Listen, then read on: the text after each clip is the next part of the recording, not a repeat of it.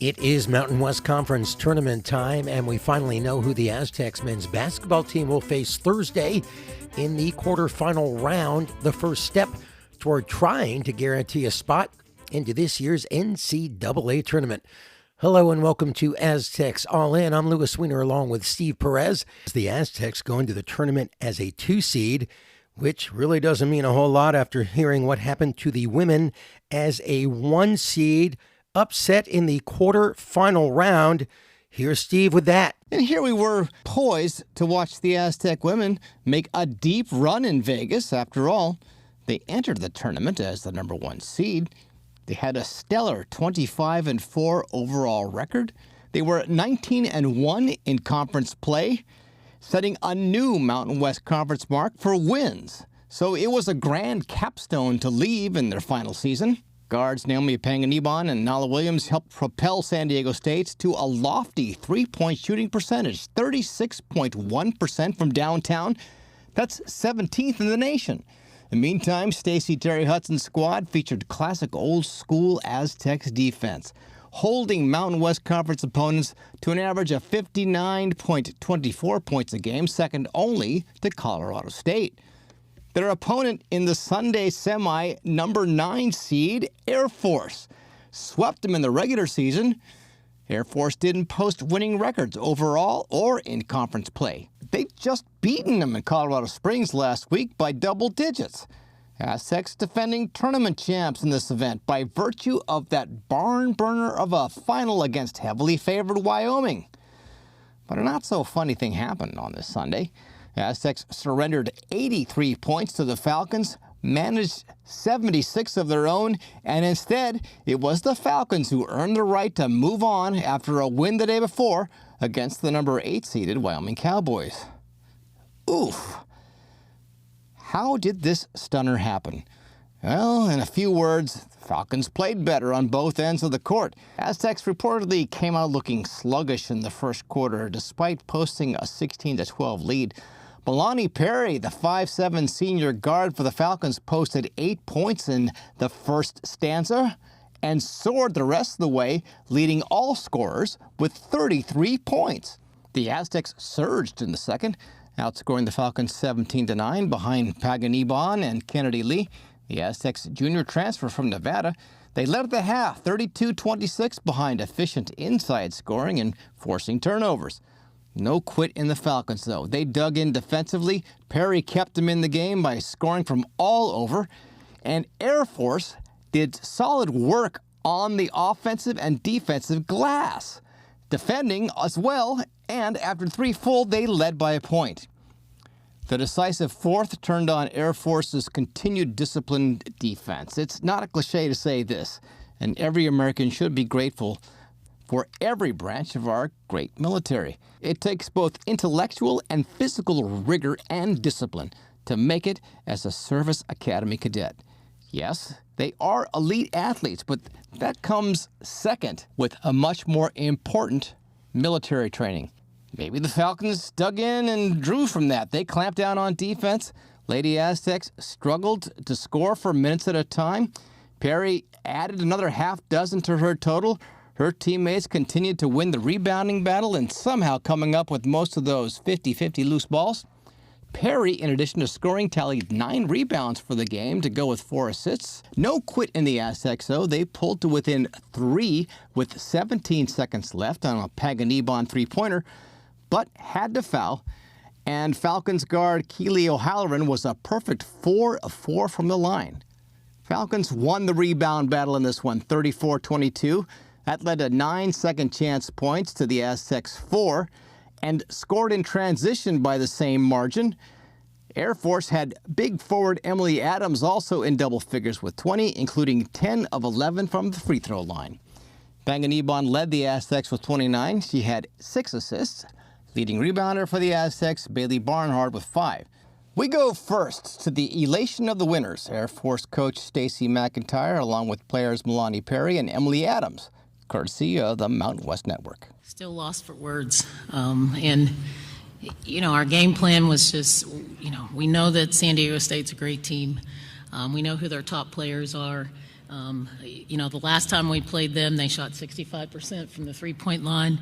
Kay scored 30-plus points from the three-point line. So that was our focus today, is to keep those kids out of transition, getting those tough shots, but just proud of just how we executed a game plan, stayed with it, and another night of some of the best defense I've ever seen. Even when they did go on that run, while it was kind of stressful, I still knew it was important that we had to all stay calm. But in my heart, I knew that we could pull this one out, and we did. Just keep pushing. We gotta put that fire under our butts and just keep going. We worked so hard. We could talk Schmetrics for the Lady Aztecs as far as an at-large bid, but they were a bubble team coming into this one, and this upset loss to Air Force pretty much burst said bubble. Coach Stace conceded after the game the Mountain West is probably a one-bid league on the women's side. She and her charges hoping for post-tournament play in the Women's Basketball Invitation Tournament. The WBT for the women began 2 years ago. The NCAA funding 32 spots for additional postseason play in an effort to maybe try just a bit to level the playing field with the TV riches on the men's side. In the interview room, Aztecs Nala Williams talked about the tough loss and the potential for more games to play. There's so much to learn, especially from a game like this, and just taking this as kind of a chip on our shoulder. Like Coach said, we're looking forward to the postseason. So just, learning from this and just moving forward as best we can.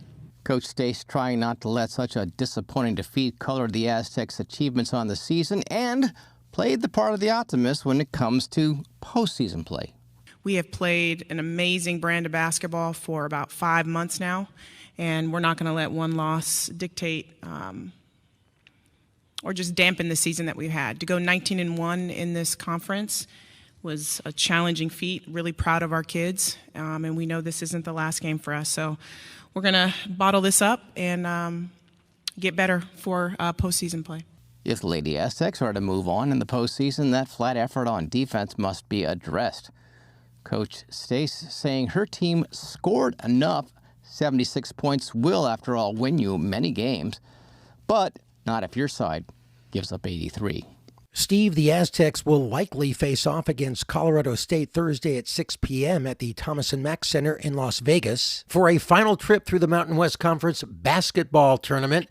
They end up as a 2 seed after a final wild weekend in which the Aztecs could have tied for the conference championship with New Mexico and Utah State and actually ended up with a lower 3 seed. But when Utah State beat New Mexico Saturday afternoon, 94-90, they locked into the 2 seed with a final conference record of 14-6, 1 game behind first place Utah State. As the 2 seed, the Aztecs are on the opposite side of the bracket from the top seed Aggies and 4 seed Grand Canyon, who beat the Aztecs twice this season. The way the bracket looks right now, the Aztecs will face the winner of the 7-10 matchup, which is 6 p.m. Wednesday night, between Colorado State and Fresno State. The Aztecs split with the Rams this season and won their only matchup against the Bulldogs. If the Aztecs can get past Thursday's game, they will face either 3 seed New Mexico or the winner of the Wednesday first-round game between 6 seed Boise State and 11 seed San Jose State. The Aztecs earned that 2 seed Friday night, beating UNLV 89-86 on senior night in a wildly entertaining game in front of an electric crowd at Viejas Arena with some high-octane offense from both sides and 2 defenses that just didn't have any answers most of the night. It turned into a show between the Mountain West likely player of the year, Draw Gibbs Lawhorn, who put up 32 points on 11 of 22 shooting and a scorching 5 of 11 from 3, and the Aztecs' sixth-man extraordinaire B.J. Davis, who scored a career-high 30 points on 11 of 17 shooting and 4 of 8 from behind the arc. It was the first 30-point game by an Aztec since Jaden Ledee put up 32 against UAB in the first round of the NCAA tournament a couple of years ago. But Davis couldn't do it all by himself. The Aztecs needed another double-digit score, and that turned out to be Reese Dixon-Waters, who finished with 19 points. This one came down to the very last play of the game. After Dixon-Waters made one of two free throws with 12 seconds left to give the Aztecs a 3-point lead, the Rebels had one last chance to tie, and instead of fouling up three, the Aztecs did not do that. The Aztecs let it play out with Gibbs Lawhorn down the other end trying to hit a step-back three to tie, but fittingly, it was B.J. Davis who was able to reach in and knock it away. Aztecs win. Here's Davis on that final play and Coach Dutcher on his sixth-man spark plug. Well, I knew they needed three, and I knew nobody else was going to take a shot but him, and I seen him kind of expose the ball a little bit, so just instinctual, just reached, and I got it. Luckily, no foul. You know how the refs be sometimes, but clean pluck, no foul, and good play, I guess. BJ took over the game, and there was a late timeout, and I was going to run something for Reese, and I looked over at BJ, and he was rolling his eyes. So I changed my mind. I ran it for him. I said, you're right. You made all the baskets right now. I'm going to run it and give you the ball. And it worked out pretty good. So hard-fought win against a good team. And, you know, you lose 4 out of 5.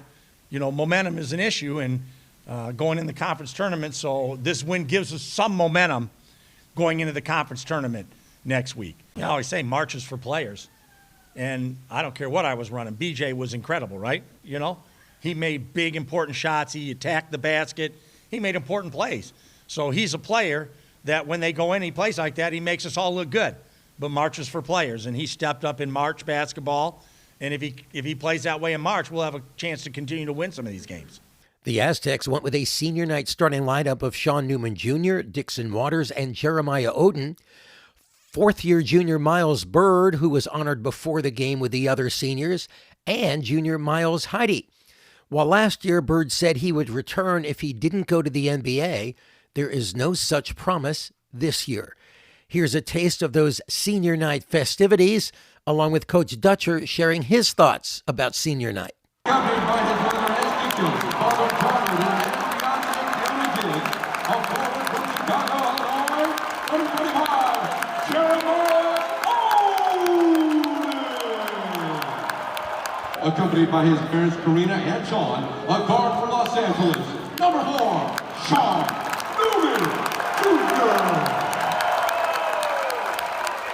Accompanied by his father, Mitch Louis, a guard from Chicago, Illinois, number 7, Cam Lewis.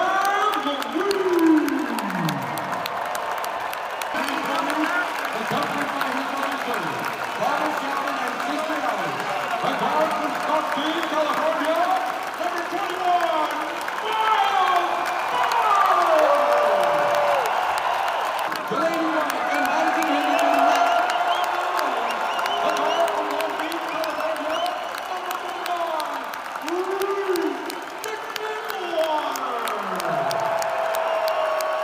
It was a great college basketball game, and it was a great way to send our 5 seniors out.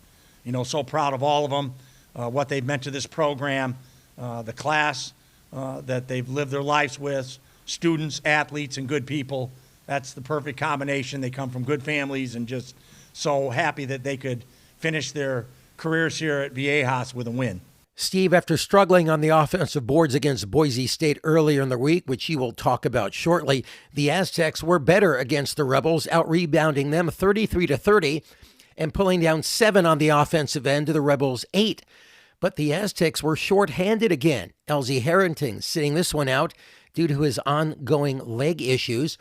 But congratulations to Coach Brian Dutcher, who wins his 20th game for a 9th straight season as head coach. For the Aztecs to earn that automatic berth to the NCAA tournament, Steve, they will have to play better defense. They've given up 80-plus points now in the last 5 games, losing 3 of them, but they've also shown they can win some of those shootouts. This was the Aztecs' 13th game this season with at least 80 points, the most by an Aztecs team since the 30-2 team that never got to go to the NCAA tournament during that COVID-shortened 2019-2020 season. Thank you, Lewis. Aztecs went into this game against Boise State teetering on the edge of relevance in terms of any bearing on the Schmetrics and that at-large big dance invite. Of course, you never know, but man, in a critical game, the Aztecs needed to address said relevance. They instead dug themselves a deep hole early against Boise State. Offensively, the Aztecs produced only single digits until Reese Dixon Waters made a three-pointer with 7 minutes, 50 seconds left in the first half. They were trounced in the rebound category. At one point, the Broncos had a 13-3 edge in the first half. Finished the half getting out-rebounded 18-7.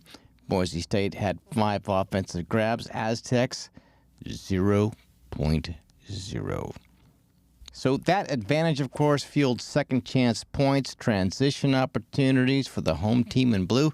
The Broncos shot 46% from the field, 11 of 24. They were 7 of 17 from downtown.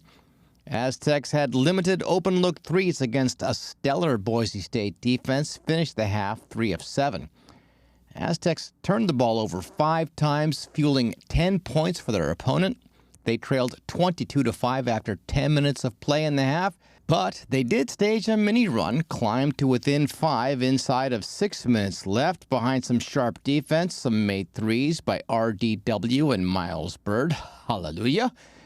Then came what I thought was a big first-half moment. Bird makes a terrific steal. He's headed for a sure slam dunk that would make it a one-possession game. He goes up for the one-handed slam, and instead of slamming it home, he slams it off the rim. Immediately then commits a frustration foul on Drew Fielder, who's a big guy, 6'11", 220 pounds, and worse for the Aztecs, Bird looks winged after the sequence. He heads off the court next break, not looking good, clearly favoring his right knee. Boise State pushes the lead back out to double digits.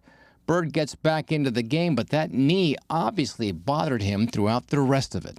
Still, Aztecs battle to stay within 7 at the half. But the Aztecs had no answer for Boise State's center Drew Fielder. 12 points, 4 rebounds in the first half. Second straight game, the Aztecs were unable to contain a big, strong, mobile big man in the paint. Second straight game, it led to their downfall. Fielder, a grad transfer from Georgetown, but a Boise native, would go on to have a career night. 33 points, 3 of 4 from three-point range, 9 rebounds in 26 minutes of play. To start the second half, Boise State comes out with a 12-0 run, and after 5 minutes, they had a 20-point lead. Aztecs continued to look meek on the offensive glass. While there were some strange moments like a double technical on Magoon-Guath and Fielder, and some chippy play in a game between two longtime conference rivals known for banging each other around, the Aztecs never led this one, and they could get no closer than 7 in the second half, while the home team in blue led by as many as 21. Story of this game, Lewis, 3 words: rebounds, rebounds, rebounds. Aztecs 15 rebounds, Boise State 37. On the offensive glass, the Broncs enjoyed a 12-2 advantage that led to 21 second-chance points. The final in this one, 86-77, a 9-point differential that stands as one of the home team in blue's better wins of the season, they say. They are battling for positioning going into the tournament, can do no better than 5th place in the conference, but looking like a team that can take anyone out if they play as well as they did against the Aztecs on this particular night. Afterward, the home radio crew of Bob Beeler and Abe Jackson on Bronco Radio Network, their flagship station, KBOI 670 AM Boise. The crew had the opportunity to savor a win against a team they feel they should have defeated in that triple OT affair at Viejas earlier in the season, but instead blew a huge lead. Their post-game guest, of course, Broncos head coach Leon, don't call him White on, Rice. Coach is always happier to talk about their guys after a win, and this time he had a chance to talk about the job his team did on the glass. And also the ball handling help provided by Fiedler when the trailing Aztecs pulled out their full court press. Also, the job his team did on defense. We're a good rebounding team, and we knew they're usually a great rebounding team, and that was a key thing for us because you can't get a lot at the bucket when they're playing big like that, and they come and help, and they don't let you have lay-ins, and so you might end up taking a lot of outside shots, which we got to go get those rebounds when we do. So what we did was we made that second ball handler Drew, and that, my favorite part of the game was when Drew and Heidi were playing one-on-one in the park. There was nobody else around. I mean, that was great. So, but Drew, he drew 16, how many fouls did he? Drew 12 fouls, right? And had 33 points. And when you have a center that can handle a ball like that, man, it's pretty. It helps you break the press, so you don't have to rely on guards against their quickness. We're buying in on our defense has gotten better. We played some pretty darn good D to start that game, and that got us the lead, and that got us to be able to be in the position we were with our defense. So a happy senior night for the Broncos. Aztecs left staring at a stat sheet that featured 23 points by Reese Dixon Waters and leading rebounders in Elsie Harrington and Tay Simmons, who pulled down 3 boards apiece. Miles Bird had 4 assists in the losing effort. To you, Lewis. Thank you, Steve. The women's basketball team is the 1 seed in the Mountain West tournament and was rewarded in the conference postseason awards as voted on by the league's head coaches. Stacey Terry Hudson was named Coach of the Year. Nala Williams won Player of the Year honors, along with being named to the All-Mountain West team and All-Defensive team. Kaylin Hamilton earned the 6th Player of the Year award, and Naomi Panganiban was named to the All-Mountain West team. That'll do it, Steve. Send this one home. Thank you, Lewis. And while we're on the subject of thank you for representing Aztecs All In, official media credentialed at the final Mountain West Basketball Conference tournament that the Aztecs will participate in. Meantime, we'll be providing updates, and probably the best way to check out when the next one's coming your way is by following us on the X at Aztecs_all_in. You can also drop us a line on our Gmail account. That's aztecsallin@gmail.com. If there's something you have a particular interest in and want our man in Las Vegas to check it out for you. In the meantime, for Louis Weiner, I'm Steve Perez saying thanks for checking us out, and we will check back in with you soon.